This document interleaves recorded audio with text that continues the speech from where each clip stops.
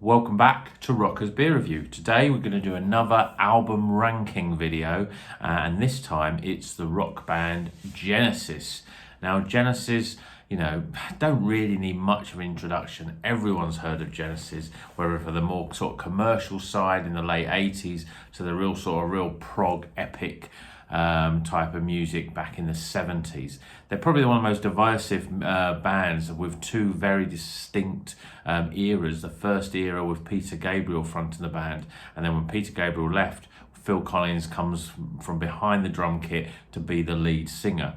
They lost a few other members along the way until their real sort of huge commercial success with the album Invisible Touch. But today we're going to rank the albums from the last 15th position to the first, the greatest album by Genesis. Which one's your favourite? Let me know in the comments and let's get ready to rock.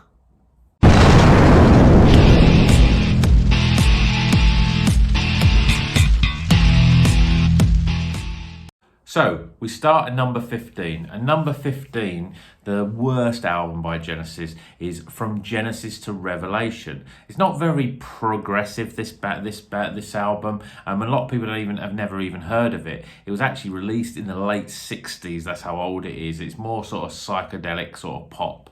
But it's there was a few little elements within there you could see where they was going to progress. But I think it's the worst album, and I'm putting that in 15th position.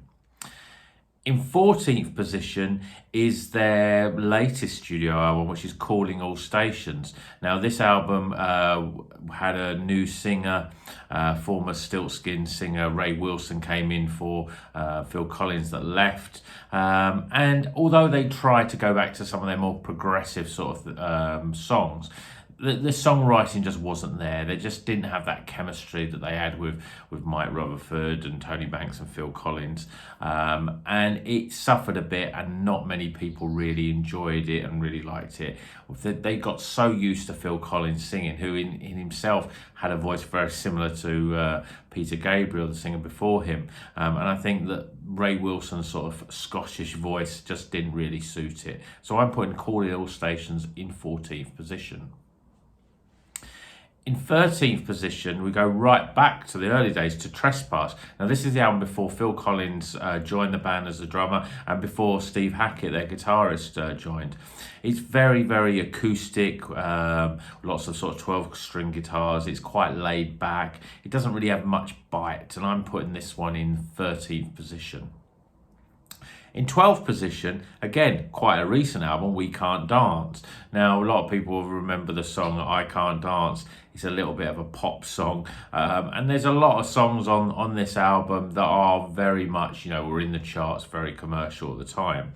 Although it sold millions of copies, and it was very much far distant from their sort of 70s prog pop pomp, as it were, there's still some really good little tracks on here. And I say little, actually, it's the longer length tracks. So you've got things like Driving the Last Spike, Dreaming While I Sleep, and Fading Lights. They're all sort of 6-minute plus songs and definitely worthy of a listen. But still, We Can't Dance hits number 12 in the rankings. In 11th position is Nursery Crime. Now, this is the start of the real classic lineup. Peter Gabriel singing, then you've got Steve Hackett on guitars, you've got Mike Rutherford on bass, Tony Banks on keyboards, and Phil Collins obviously on just drums. There's two great big epics on this album, Nursery Crime, and that's the Return of the Giant Hogweed and Fountain of Samsis.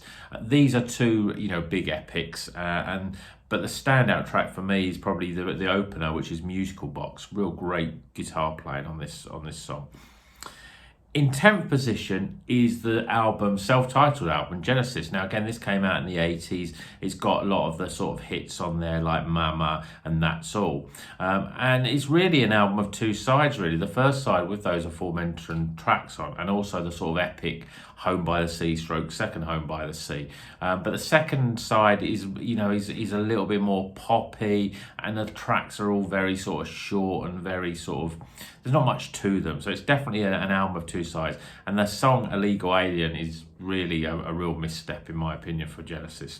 So Genesis, the album, self-titled, is in 10th position. In ninth position, and this is where probably we get a little bit controversial, I'm putting The Lamb Lies Down on Broadway. Now, for many big die-hard Genesis fans, this would be probably one of their favourites, certainly in their top three. But for me, it really sort of shows it's a double album, and it just shows how progressive rock can get such a bad name. It's just a little bit overblown, a little bit too self-indulgent, and there's just a lot of songs on there with quite a few little fillers. I think if it was edited a bit more, it would have been better. I mean, I do love tracks like Fly on the Windshield, The Lamina, Chamber of 32 Doors. They're real great tracks, but there's still a lot of filler, and I can only put The Lamb Lies Down in Broadway in number 9. I'm sure people are going to comment on that on this video that they should be much higher, but for me, 9th position. So in 8th position, they're probably their biggest well-known, they're sold tens of millions of albums, and that's The Invisible Touch. Had loads of singles that were released on this album, and this was, so again, far removed from their 70s sort of prog heyday, very much pop rock in terms of its sort of style. But even then, they didn't leave their progressive roots behind. There's the song Domino, for example. It's a 10-minute epic on this, which seems a bit sort of out of place on this album, but it's a real good track and worthy of a listen. And I really do like their instrumental, The Brazilian, again, a really good, very progressive sort of track. So that goes along with all the songs like Land of Confusion, Tonight, and this title song in Invisible Touch, that are very commercial sort of songs. So Invisible Touch makes number 8th in the ranking. Number 7th. Now, this was an album that, I was very sort of torn where to put this, but when I re-listened to the whole back catalogue again, I think 7th is a good position for us. But again, a lot of people put this as their favourite. And this is the album Selling England by the Pound. Now, the title track itself is probably one of my favourite Genesis songs. And I Know What I Like, and for Fifth, again, great songs. And again, this has got a big epic. The Battle of Epping Forest is a big epic. It's a really great album, but Genesis have made, in my opinion, better albums. So I'm putting Selling England by the Pound in 7th position. In 6th position is Wind and Wavering. Now, this was the last album with the guitarist Steve Hackett before he left the band. It's a little bit whimsy, but things like 11th Earl of Mar and One for the Vine are just classic Genesis tracks. There's a few stripped back songs like Your Own Special Way and Blood on the Rooftops, another one of my sort of favourite Genesis sort of songs. It shows that, I think Steve Hackett's voice within the band was getting less and less, and his songwriting and his songs weren't appearing as much, and you could see they were trying to move into that more sort of commercial way. And so to some extent, as much as he left, I think he felt that he was a bit pushed out of the band from the three key songwriters that are sort of all over this album. So Wind and Wuthering is in 6th position. In 5th position is ABBA. Again, a lot of people may put this further back because it's real starting to get into their prog pop era, really. Moving towards a more sort of pop rock sort of sound. But it still has some great classics like Keep It Dark, Dodo Lurker. They're very sort of progressive. And I love Man on the Corner and the Absolutely Bonkers Who Done It. I think it's really a good album, and it's worthy of 5th position just because the songs are just really good. In 4th position, though, we have And Then There Were Three. So this was when Steve Hackett had left, and it was just Phil, Tony and Mike left in the band. There's lots of synths, and there's a very big, as you would expect, keyboard presence on this album. Now, they haven't really got a proper guitarist. Mike Rutherford plays the guitar and bass on this album. But the songs shine through. I really do love songs like Down and Out with its strange odd time signature, and things like Undertow, Snowbound, Burning Rope. They're real great songs. I would have just loved to hear this album with Steve Hackett playing on it. I think it would have been an absolute superb album with just a bit more upfront guitars on it, because really it is a little bit overwashed with big keyboard and synth sounds. But still worthy of my 4th position album out of the rankings. So we're now heading into the top 3. So in 3rd position is probably my sort of the album that really got me into Genesis, really, I heard, obviously everyone gets people of my sort of age probably got into Genesis with Invisible Touch. Got into that when I was a teenager, obviously because it had such a big presence in the charts. But then when I sort of went through the back catalogue, the album that really sort of stuck out for me was Duke. I think it's a real good, it is their turning point when, after Then There Were Three, it moved quite away from their sort of progressive side to really sort of make real more shorter songs and real sort of, more immediate sort of songs. You've got songs on this album like Turn It On Again, which is very commercial, and Misunderstanding, the sort of ballad. But there's still some progressive songs. They may not be as long, but things like Duchess, Heat Haze are just brilliant songs, and Duke's Travel is the sort of semi-instrumental we've got a little bit of vocals on it, still about 8 minutes long, still a good track. I really like Duke though, because I just think it just hits the great highs, with a little bit of progressiveness in it, but still with those sort of pop rock sensibilities that just make the songs just really enjoyable. So we're now in the top two. In second place is Trick of the Tail. Now this is the first album with Phil Collins singing. They tried out lots of singers, but then they realised that actually Phil Collins has got a great voice, and he has. Obviously everyone knows Phil Collins, knows he's got a great voice.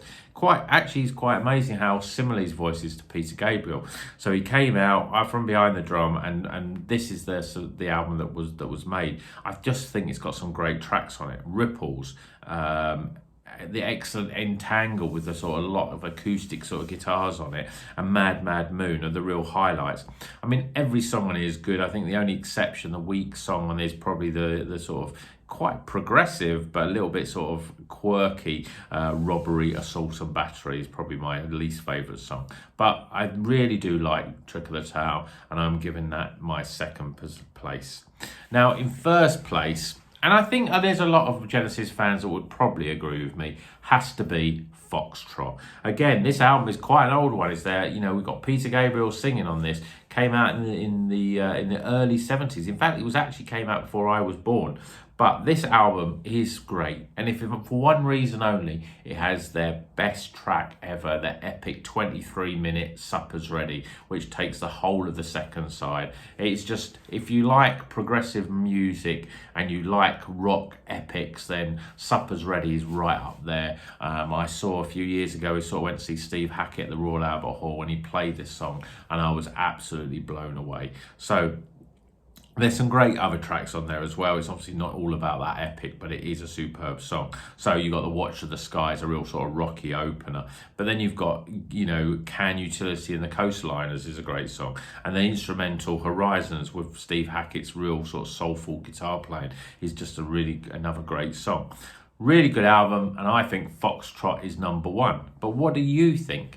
Are you a big fan of Genesis? Did you stop listening to them after Phil Collins started singing? Did you stop listening to them in the 80s when they became more of a pop rock band? I want to know what you think. Let me know in the comments which is your favourite Genesis album. Have I been fair? Should The Lamb Lies Down on Broadway be further down? Should albums like Trick of the Tail and Duke be a bit further back? Let me know in the comments. I'm really interested to see what you think. I think we're going to get a lot of difference of opinion, but Foxtrot, it's got to be number one. Supper's Ready, what a track. So do yourself a favour and listen to that right now.